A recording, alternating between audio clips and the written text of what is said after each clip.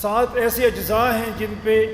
کسی مملکت کی بنیاد رکھی جاتی ہے۔ اس میں پبلک ویلفیئر ہے، maintenance of law and order ہے، سوشل ویلفیئر ہے، اسٹیبلشمنٹ آف جسٹس ہے، اکنامک ویلفیئر ہے، پولیٹیکل ویلفیئر ہے۔ لوگ اپنے ملکوں سے پیار اس لیے کرتے ہیں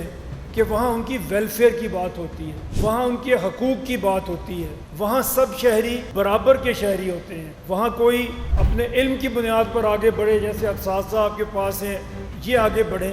لیکن ان کا سٹیٹس ان کی ذات، ان کی برادری اور ان کی طاقت کی وجہ سے ڈٹرمن نہیں ہوتا، بلکہ ان کے علم کی بنیاد پہ، ان کی محنت کی بنیاد پہ، پبلک کی خدمت کی بنیاد پہ وہ کیا جاتا ہے۔ اس طرح سے یہ وجود میں آئے، ملک وجود میں آئے، اور ملک وجود میں آنے کے بعد ملک کیونکہ سائز میں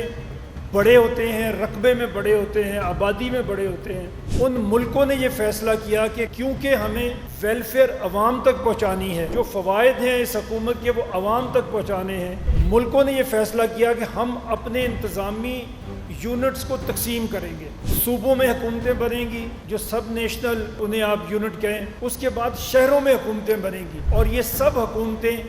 وفاقی حکومت جیسے ہماری ہے، جو دنیا میں دوسری قسم کی حکومتیں ہیں، وہ وسائل کو جمع کرتے ہیں، ان کو پھر تقسیم کرنے کے لیے صوبوں تک پہنچاتے ہیں، صوبے انہیں شہروں تک پہنچاتے ہیں، اور اس کے نتیجے میں عوام کی ویلفیئر ہوتی ہے۔